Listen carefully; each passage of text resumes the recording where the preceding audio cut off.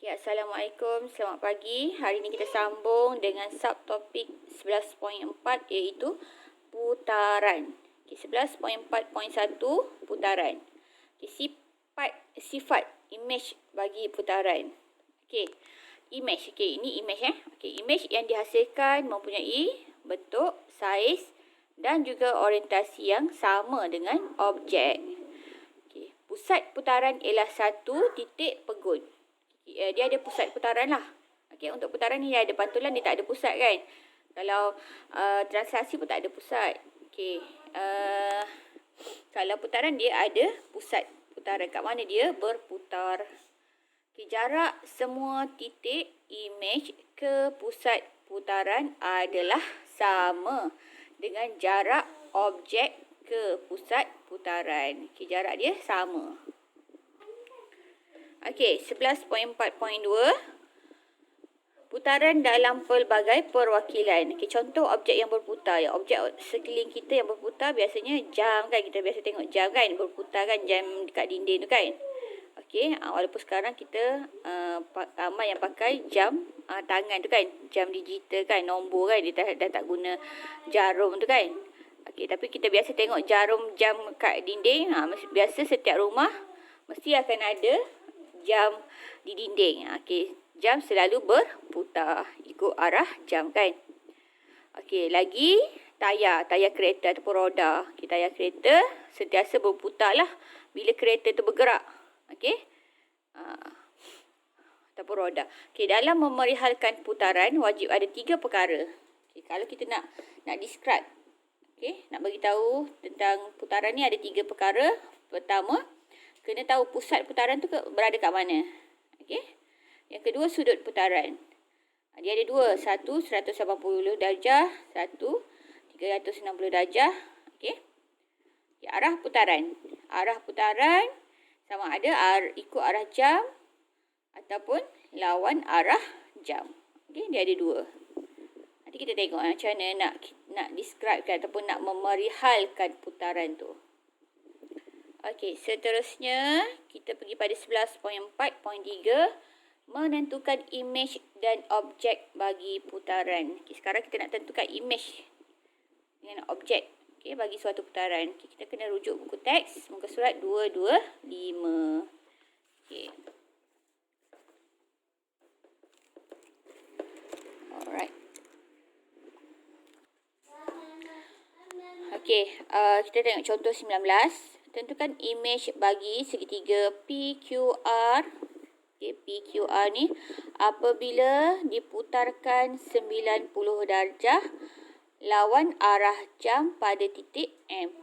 Okey, sebenarnya dia ada beberapa cara. Okey. Yang pertama, kaedah 1 menggunakan kertas surih. Okey, kertas. Kita gunakan kertas. Okey. Dia topik ni agak leceh kalau kita nak ajar sini, kalau ada whiteboard. Apa ni? Whiteboard and then dia punya ada kertas. Kertas tu lagi senang lah sebenarnya. Kertas macam kertas graf tu kan. Lagi senang. Okey. Kalau kertas surih ni macam ni lah. Okey. Kita kena guna bucu dia. Okay, menggunakan kertas surih, lukiskan garisan pada titik M ke titik P. Okey, so kita buat satu garisan M ke P. Okey, buat garisan tegak, straight line. Okey, dan dia kata dia nak sudut 90 darjah kan? 90 darjah lawan arah jam. Okey, 90 darjah lawan arah jam. Okey, so kita letak sini. So kita letak gitu. Nampak tak? Boleh nampak tak? Okey, 90 darjah. Okey, so 90 darjah kita tahu dia straight line macam ni kan? Tegak sini kan? Sorry. Gini kan? Gini. So 90 darjah. So kita guna kertas sekarang ni. Okay, then tentukan sudut 90 darjah lawan arah jam. Okey, seterusnya lukis semula bentuk segitiga PQR di atas kertas surih. Okay, dia nak 90 darjah. So buat garisan tadi. Kita akan dapatlah kat sini. Yang ni susah sikit lah. Okey, berbanding dengan cara cikgu ada cara lagi senang sebenarnya. Okey, tekan dengan mata pensel pada titik M, putarkan kertas surih 90 darjah lawan arah jam. Okey, so dia macam ni. So, tengok kat sini. Ni kira macam ni. Ni boleh lah, tak ada susah sangat. Okey, so macam ni. Okey, sekarang ni kita fokus pada titik P. Kita fokus pada titik P dulu. Kita tengok berapa jarak dia dari M. 1, 2, 3 kan. Okey, so kalau sini 3, so sini pun dia jadi 3. 1, 2, 3. Okey, so sini kita tandalah. Ni titik P. Okey. Okey. So sekarang ni kita nak cari titik R pula. Titik R. Kita tengok titik R ni ada berapa jarak dia. 1, 2, 3, 4, 5, 6.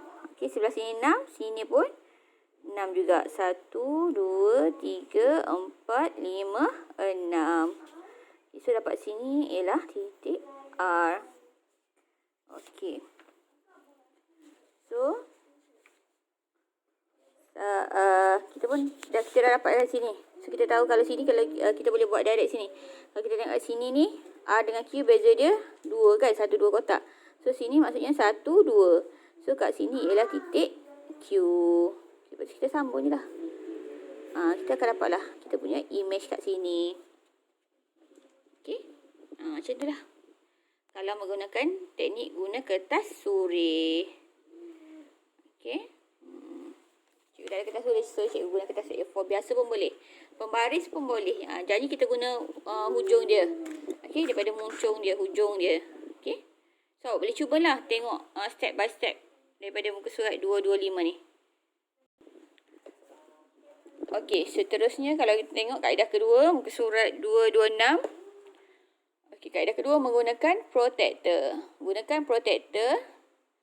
Okey, langkah 1, bina garisan MP. Macam tadilah, bina garisan dulu. Then, yang kedua, dengan menggunakan protector.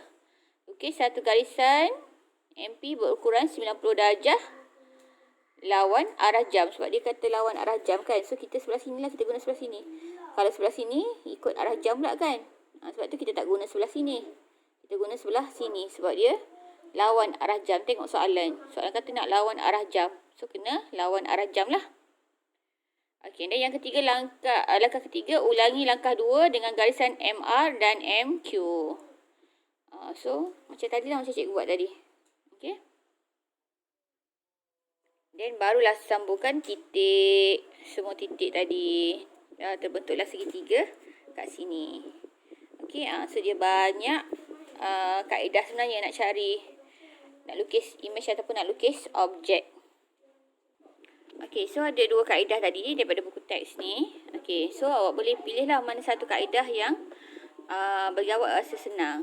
Okey, cuba buat. Okey, so nanti awak cuba jawab soalan. Jom cuba 11.4. Okey, muka surat 229. Alright, itu sahaja untuk hari ini. Selamat belajar, selamat cuba. Assalamualaikum.